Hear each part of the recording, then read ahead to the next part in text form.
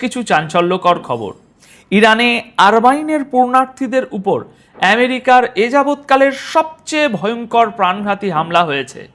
ইমাম হোসেনের জিয়ারতে যাওয়ার পথে সীমান্তে ঝরল রক্ত। ওদিকে ইরানের কড়া হুঁশিয়ারি, আমেরিকাকে যে দেশই সাহায্য করবে তারাও এবার বৈধ লক্ষ্যবস্তু। আমেরিকা আবারও বোমা বর্ষণ করেছে, আর এবার সুপার হেভি বোমারু বিমান দিয়ে ইরানের পরমাণু ঘাঁটিতে হামলার প্রস্তুতি নিচ্ছে। ইরান পরিষ্কার জানিয়ে দিয়েছে, আমরা যদি তেল বিক্রি করতে না পারি তবে কেউ তেল বিক্রি করতে পারবে না।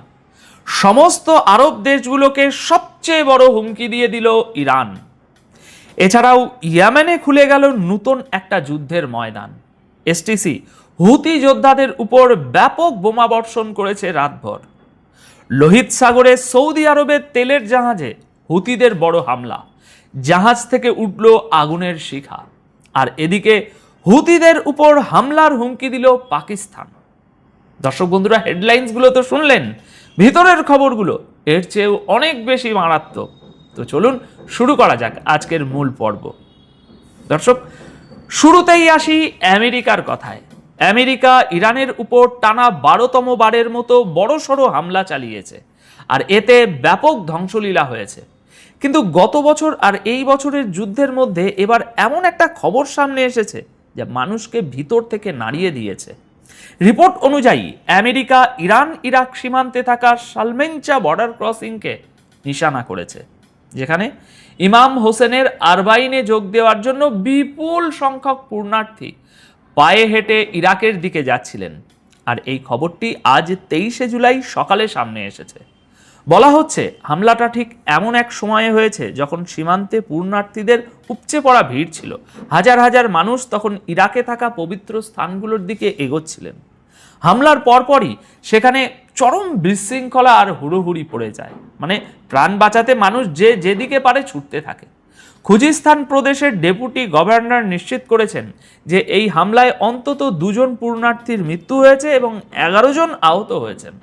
দর্শক বন্ধুরা, নতুন শুরু হওয়া এই যুদ্ধে আমেরিকার এটা হয়তো সবচেয়ে ভয়াবহ হামলা, যেখানে সাধারণ মানুষকে নিশানা করা হয়েছে।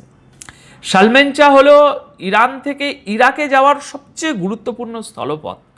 প্রতি বছর আরবাইনের সময় এখান দিয়ে লাখ লাখ মানুষ যাতায়াত করেন। কিছু সূত্র বলছে আমেরিকার আসল উদ্দেশ্য ছিল ইরান আর ইরাকের মধ্যে যাতায়াতের এই প্রধান রাস্তাটাকে ধ্বংস করা, যাতে দুই দেশের মধ্যে স্থলপথে যোগাযোগ ব্যাহত হয়। আবার কেউ কেউ বলছেন বর্ডারে থাকা পুলিশরাই ছিল এই হামলার টার্গেট। এখন কারণ যাই হোক না কেন, ইরান আর আমেরিকার বর্তমান যুদ্ধে প্রথমবারের মতো আরবাইনের পূর্ণার্থীদের উপর সরাসরি হামলার ছবি সারা বিশ্ব দেখল। এর ফলে গোটা অঞ্চলে ক্ষোভ এবং উত্তেজনা এখন চরম পর্যায়ে পৌঁছাতে পারে। যদিও আমেরিকা এখনো পর্যন্ত এই হামলার বিষয়ে কোনো আনুষ্ঠানিক বিবৃতি দেয়নি। এবার জাস্ট এই দৃশ্যটা একবার দেখুন।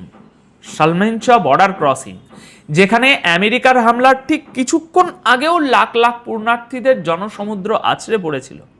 ইরান ও ইরাককে যুক্ত করা এই বর্ডার প্রতি বছর আরবাইনের সময় বিশ্বের অন্যতম বড় মানব সমাবেশে পরিণত হয়। আর এই ভিড়ের মাঝখানেই আমেরিকা বোমা ফেলল। বোমা পড়ার পর গোটা এলাকায় যে চরম আতঙ্ক তৈরি হয়, সেই দৃশ্যগুলো, এই ছবি দেখলেই বোঝা যায় হামলার আগে সেখানে কত মানুষের ভিড় ছিল। হামলাটা যদি আর একটু পরে হতো বা আরও একটু ভিড় জমতো, তাহলে প্রাণহানির সংখ্যাটা যে কোথায় গিয়ে দাঁড়াতো। এদিকে আমেরিকা এখন ইরানের পশ্চিমাঞ্চলীয় এলাকাগুলোতেও হামলা জোরদার করেছে।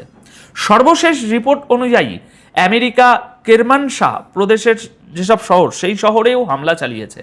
পরপর বেশ কয়েকটি শক্তিশালী বিস্ফোরণের খবর পাওয়া গেছে, তবে ঠিক কতটা ক্ষয়ক্ষতি হয়েছে তার পুরো তথ্য এখনো সামনে আসেনি। অর্থাৎ আমেরিকা এখন একই সঙ্গে ইরানের বিভিন্ন অঞ্চলকে টার্গেট করছে। 12তম রাতের এই অভিযান এখন আগের চেয়েও অনেক বড় এলাকায় ছড়িয়ে পড়ছে। অন্যদিকে ইরানও কিন্তু চুপ করে বসে নেই। তারা ইরাকের কিছু এলাকায় নতুন করে হামলা চালিয়েছে। এই খবরটি 23শে জুলাই রাত প্রায় 3:30টার সময়কার। এই খবরটা আমি হেডলাইনে রাখিনি, কারণ কিছু চমকে দেওয়ার ভেতরের খবরও বাঁচিয়ে রাখতে হয়। রিপোর্ট বলছে ইরানের ড্রোনগুলো এরবিলের দিকে ধেয়ে যায়, এরপর সেখানে থাকা মার্কিন কনসুলেটের সুরক্ষার জন্য মোতায়েন করা সি-র্যাম এয়ার ডিফেন্স সিস্টেমকে অ্যাক্টিভ করতে হয়। আকাশে অনাব্রত